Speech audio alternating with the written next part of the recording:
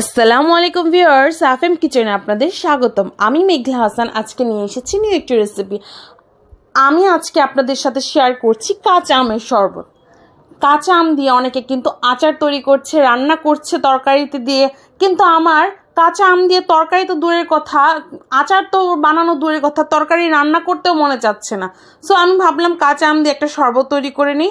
তো আমার full video দেখবেন, টেনে টেনে দেখবেন না, একদম সহজ রেসিপি তৈরি করেছি আপনাদের জন্য।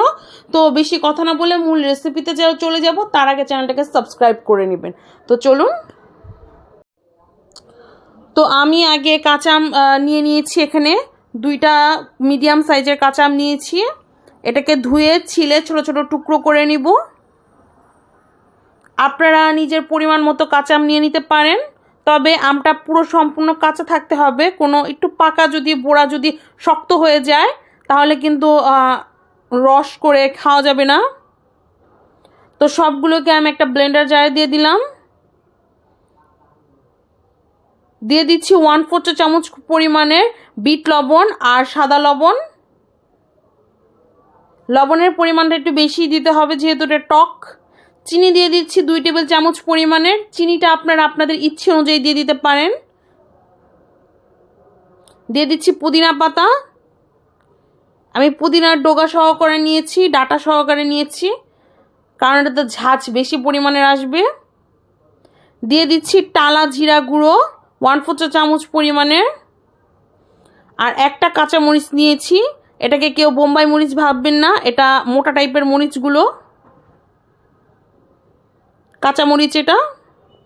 তো সবগুলোকে একত্রে 1/2 কাপ পানি দিয়ে ব্লেন্ড করে নিতে হবে।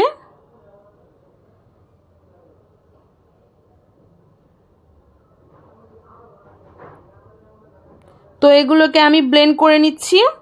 তো ব্লেন্ড করে নেওয়ার পর আমি দিয়ে দিচ্ছি অর্ধেকটা পরিমাণের আমের পিউরিটা, আর বাকি 1/2 কাপ দিয়ে দিচ্ছি আমি ঠান্ডা পানি।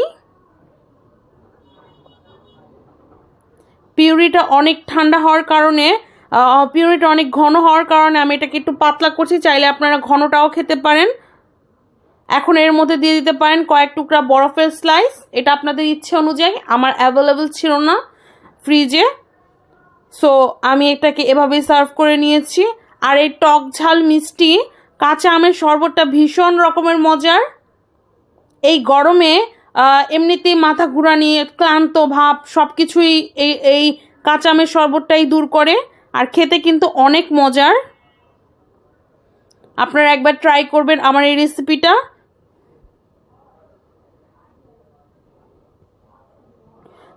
এই গরমে অন্য কিছু তৈরি করার চাইতে এটাই সবচেয়ে ইজি রেসিপি। তো এখন আমি বিদায় নিচ্ছি, আমার জন্য দোয়া করবেন। আল্লাহ হাফেজ।